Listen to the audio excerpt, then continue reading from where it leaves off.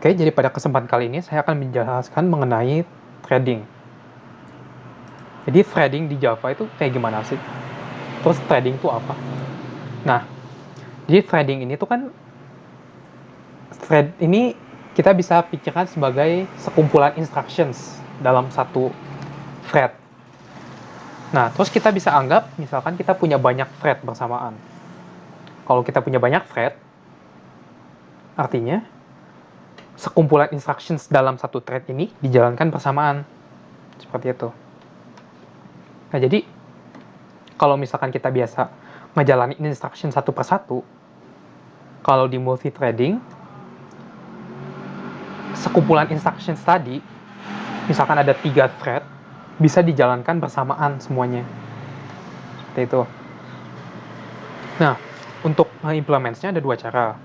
Salah satunya pakai interface runnable, jadi nanti implements interface runnable, atau kita bisa pakai class thread. Jadi extends class thread. Nah, nanti juga kita bakal bahas bedanya lebih bagus yang mana, pakai interface runnable atau pakai thread. Terus bedanya, kekurangan, kelebihannya apa sih? Seperti itu. Nah, jadi pertama runnable. Yang runnable tuh dia pakai interface. Terus kalau buat thread itu dia pakai extends. Nah, jadi di dalam runnable ini dia punya fungsi namanya run. Nah, di fungsi run ini itulah yang kita harus utamakan override. Tujuannya jadi kita mau menjalankan program itu dulu pada saat kita membuat runnable. Nah, kita bisa lihat dulu contohnya seperti ini. Jadi misalkan ini saya punya program untuk pada saat bersamaan ngeprint sekumpulan strings. Nah, jadi ini saya punya 2 list array, yaitu song list sama high. Di dalam song list ada 4, terus di dalam high ada 3. Nah, terus di sini kita lihat sini. Di bagian code runner, dia implements runnable. Terus dia punya constructor yang ngeset lines yang nanti bakal dioper dari sini untuk dijadikan lines ya milik code runner. Terus dia punya fungsi yaitu untuk ngeprint masing-masing string secara berurutan kayak for loop. Nah, terus ini. Jadi kalau seperti yang tadi saya katakan, di dalam objek, di dalam class runnable terdapat fungsi run, dan kita bakal override fungsi run ini. Dan fungsi run ini saya minta untuk ngeprint untuk panggil main printer. Nah, terus kita lihat sini bagian mainnya. Di mainnya ini saya buat 2 objek, QR1 sama QR2. Terus dia dioperin masing-masing array ini. Nah, terus kita buat thread yang isinya adalah runnable. Kan ini QR ini masih adalah objek yang diimplementasikan oleh runnable. Nah, jadi kita harus ngebuat thread dari runnable ini. Terus kita tinggal panggil .start. Nah, hasilnya seperti apa? Bisa kita lihat seperti ini. Nah, jadi kalau misalkan kita lihat ini, sama seperti tadi, kita punya 2 array yang isinya strings. Kemudian kita buat objek runnable-nya yang tadi. Nah, kemudian kita buat thread yang isinya adalah objek yang udah diimplementasiin runnable. Terus kita panggil fungsi .start. Nah, terus yang belum saya sebutkan. Nah, di dalam thread ini sebenarnya dia punya fungsi .start yang bakal sama aja manggil fungsi .run di runnable. Jadi sebenarnya thread ini adalah sebuah class yang sudah diimplementasikan oleh runnable. Nah, jadi di dalam thread ini kita bisa panggil .start, dan .start ini bakal otomatis menjalani .run. Nah, kita bisa lihat seperti ini. Kalau misalkan kita run saja. Nah, jadi .start ini bakal memanggil .run. Nah, dan run ini saya bakal panggil main printer lines. Jadi dia bakal ngeprint stringnya masing-masing. Nah, kalau kita lihat hasilnya, walaupun saya minta ini ngeprint yang QR yang dimasukin song list untuk di print duluan untuk dot start, tetapi kita lihat nih hasilnya QR2 dulu yang dijalankan. Nah, ini mungkin nggak begitu kelihatan ya bentroknya. Saya coba jalankan lagi. Nah, seperti di contoh kali ini, kita bisa kelihatan nih. Ini disinilah thread ini dijalankan bersamaan. Walaupun saya minta ini dot start dulu, yang harusnya ngeprintnya masing-masing kan. Jadi ngeprintnya harusnya ini dulu. Tetapi kita bisa lihat nih, karena ini kita buat thread, jadinya yang dijalankan adalah ini dulu.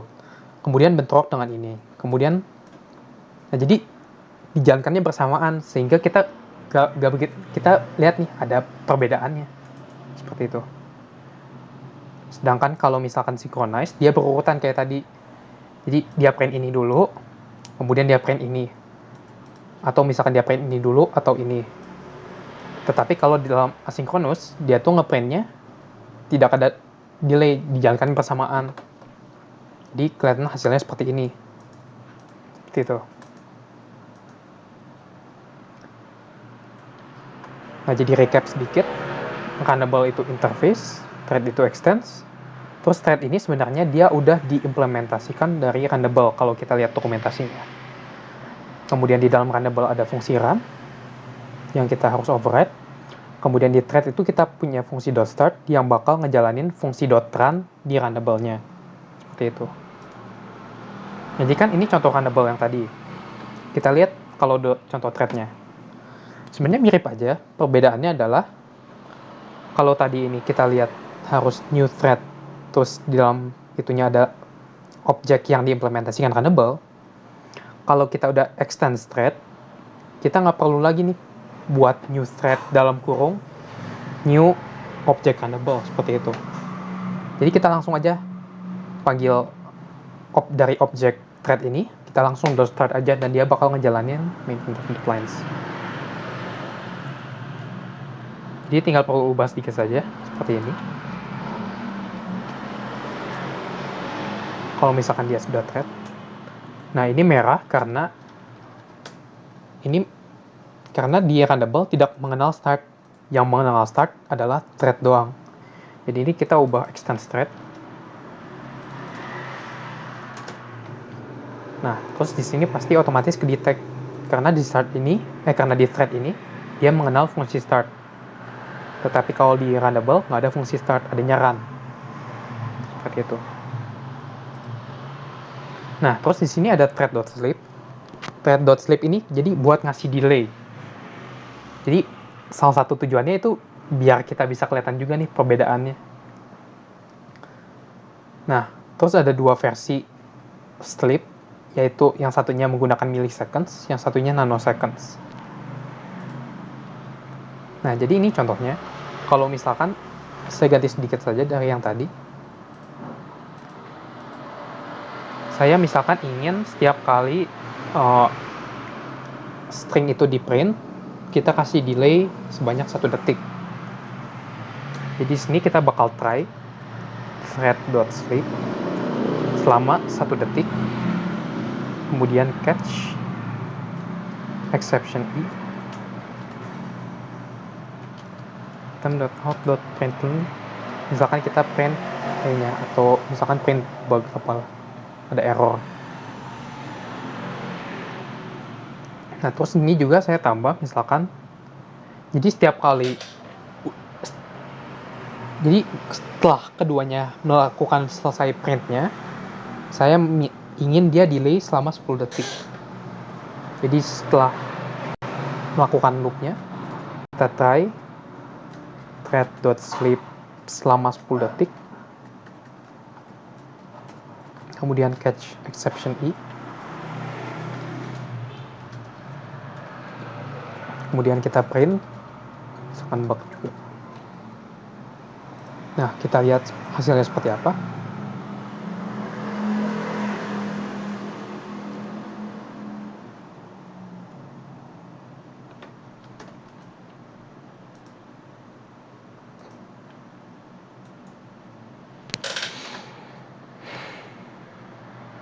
Nah, jadi setiap kali dia ngeprint, delay. Terus delay lagi, terus delay lagi. Nah, terus sampai semuanya udah selesai ngeprint, dia delay selama 10 detik. Seperti ini. Setelah 10 detik, stop. Nah, jadi kalau biar lebih jelas, saya tambah misalkan jadi 3 detik ya. Terus misalkan imagine dua thread ini jalannya bersamaan. Jadi dia ngeprint, kita lihat, dia ngeprint 2, terus 2 detik, 3 detik dia ngeprint lagi, 3 detik dia ngeprint lagi, kemudian 3 detik dia ngeprint lagi, udah selesai semua, dia tunggu 10 detik, kemudian setelah 10 detik, dia selesaikan. Nah, jadi bisa lihat ya, seperti itu. Gunanya thread.sleep itu buat ngasih delay setiap kali fungsinya dijalankan.